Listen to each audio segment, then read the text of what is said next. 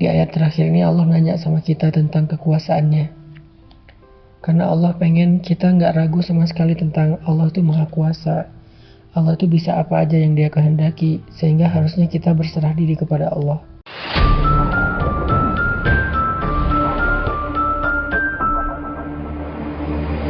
A'udzu billahi minasy syaithanir rajim.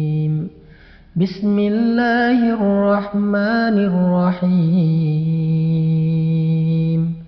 Tabarakalladzi biyadihil mulku wa huwa ala kulli syai'in qadir.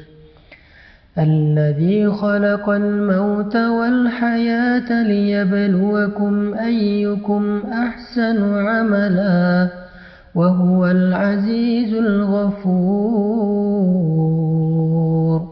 الذي خلق 7 سماوات طباقا ما ترى في خلق الرحمن من تفاوت فارجع البصر هل ترى من فطور ثم ارجع البصر كرتين ينقلب إليك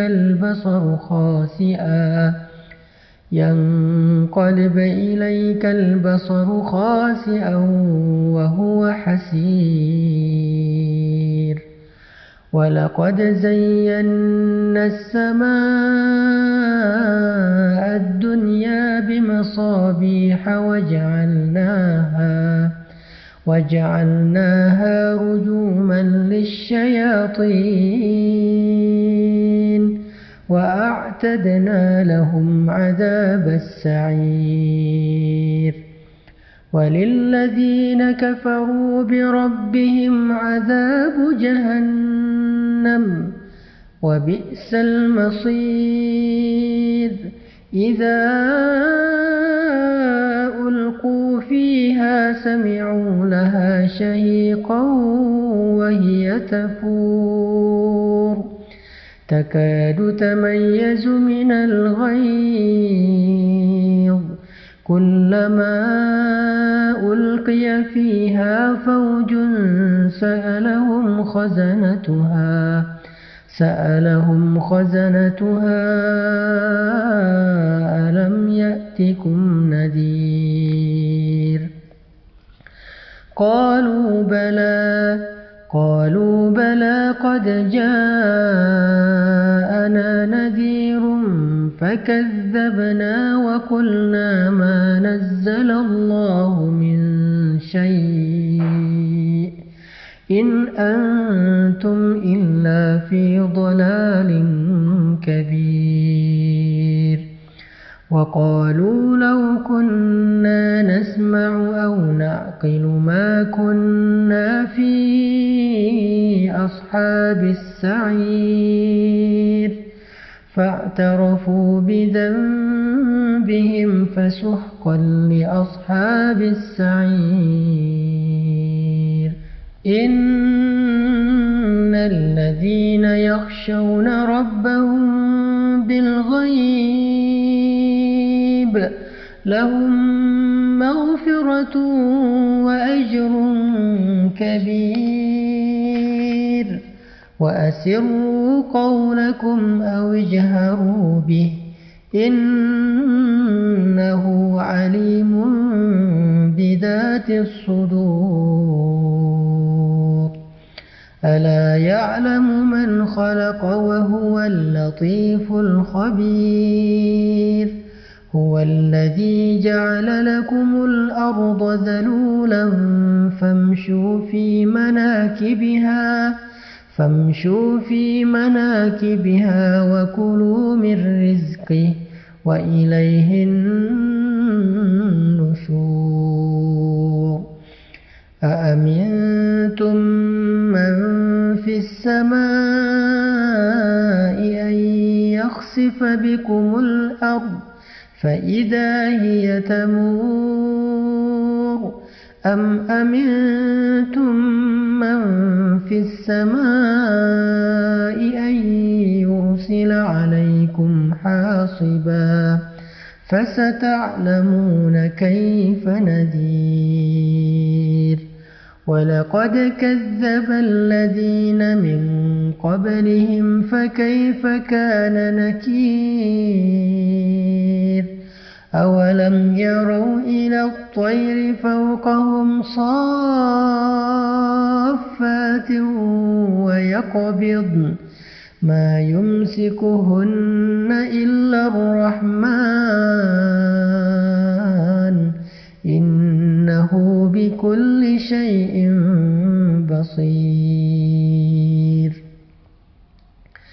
أمن هذا الذي هو جند لكم ينصركم من دون الرحمن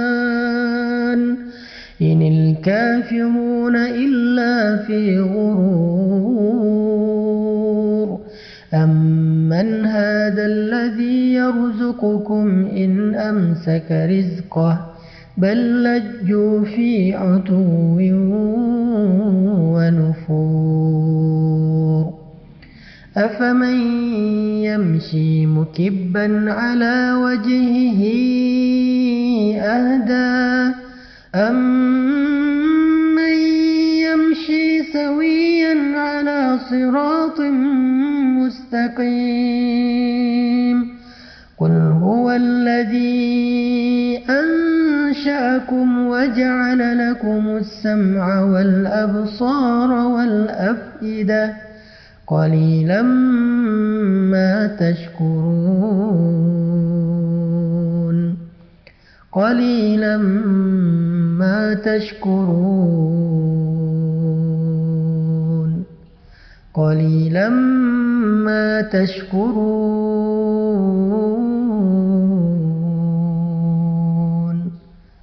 قليلا ما تشكرون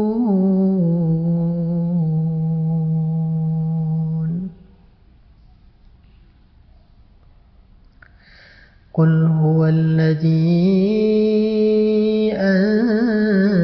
أنشأكم وجعل لكم السمع والأبصار والأفئدة قليلا ما تشكرون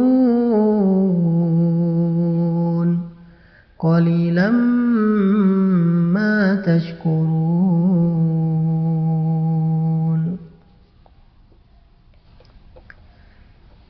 Katakanlah, Dialah yang telah menciptakan kalian, lalu menjadikan untuk kalian pendengaran, penglihatan, dan hati, dan akal fikiran.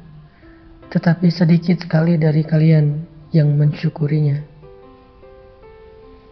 Ini ayat kita banget ya, karena kita juga sering ngerasa pendengaran kita belum dipakai untuk ibadah, penglihatan kita belum dipakai buat ibadah, dan pikiran kita juga masih jarang banget dipakai buat ibadah.